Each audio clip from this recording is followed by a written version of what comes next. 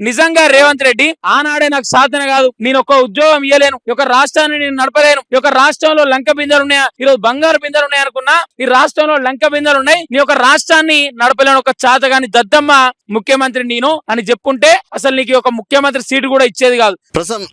చెప్పండి రాజు గారు, అంటే మీరు విద్యార్థి పరిషత్గా విద్యార్థుల కోసం ఎన్నో కార్యక్రమాలు చేపడుతున్నారు. ఇప్పుడు నేను అసెంబ్లీలో ప్రతి ఒక్కరికి ఉద్యోగాలు ఇవ్వడం కుదరదని చెప్పేసి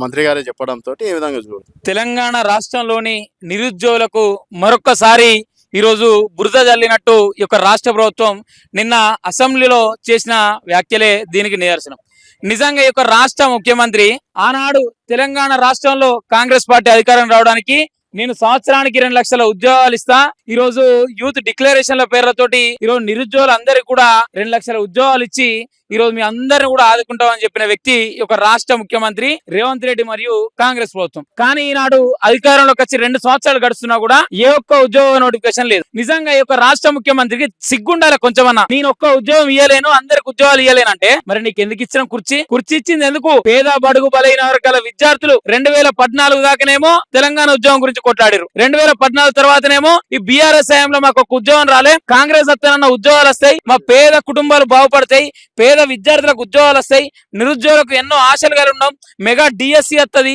ఈ రోజు గ్రూప్ 1 గ్రూప్ 2 గ్రూప్ 3 గ్రూప్ 4 నోటిఫికేషన్లు ఇస్తారు, తర్వాత కానిస్టేబుల్ ఉద్యోగాలు ఇస్తారని అనేక ఆశలతోటి కాంగ్రెస్ ప్రభుత్వాన్ని ఎంచుకుంటే ఈ రోజు యొక్క కాంగ్రెస్ ప్రభుత్వం ఏం చేస్తుంది? ఈ యొక్క ముఖ్యమంత్రికి కుర్చీ తెచ్చుకొని సీట్ ఇచ్చుకొని ఉద్యోగం తెచ్చుకున్నాడు, ఇక్కడ పక్కపంటున్న బట్టి విక్రమార్కో సీట్ ఇచ్చుకున్నాడు, ఈ యొక్క ఎమ్మెల్యేలకు ఉద్యోగాలు వచ్చినాయి, ఈ యొక్క రాష్ట్ర మంత్రులకు ఉద్యోగాలు వచ్చినాయి, కానీ ఈ యొక్క రాష్ట్రంలో పేద విద్యార్థులుగా ఉన్న నిరుద్యోగులుగా ఉన్న ఏ ఒక్క విద్యార్థి నిరుద్యోగం కూడా ఉద్యోగం రాలే. నిజంగా రేవంత్ రెడ్డి ఆనాడే నాకు సాధన కాదు, నేను ఒక ఉద్యోగం ఇయ్యలేను, ఈ యొక్క రాష్ట్రాన్ని నేను నడపలేను, ఈ యొక్క రాష్ట్రంలో లంక బిందెలు ఉన్నాయా, ఈరోజు బంగారు బిందెలు ఉన్నాయి అనుకున్నా, ఈ రాష్ట్రంలో లంక బిందెలు ఉన్నాయి, నీ ఒక రాష్ట్రాన్ని నడపలేను, ఒక చాతగాని దద్దమ్మ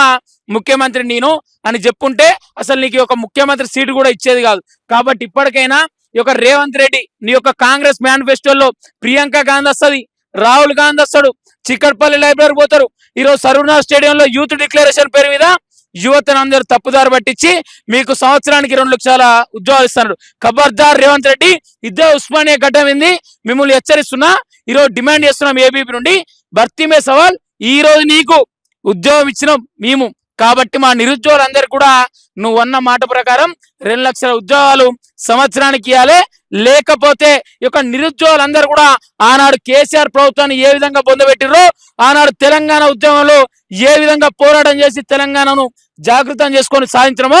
ఈనాడు యొక్క ప్రభుత్వాన్ని కుప్పగూల్చడానికి నిరుద్యోగులు ఈరోజు సిద్ధంగా ఉన్నారు. ఖబర్దార్ బిడ్డ రేవంత్ రెడ్డి, నీ యొక్క మాటలు వెనక్కి తీసుకోవాలి, ఈ యొక్క రాష్ట్రంలో ఉన్న ప్రతి ఒక్క నిరుద్యోగికి ఉద్యోగ అవకాశాలు కల్పిస్తానని యొక్క కాంగ్రెస్ ప్రభుత్వం ఇప్పటికైనా ఉద్యోగ నోటిఫికేషన్లు ఇచ్చి యువతను ఈరోజు ఉద్యోగులుగా తీర్చిదిద్దాలని మేము డిమాండ్ చేస్తున్నాం.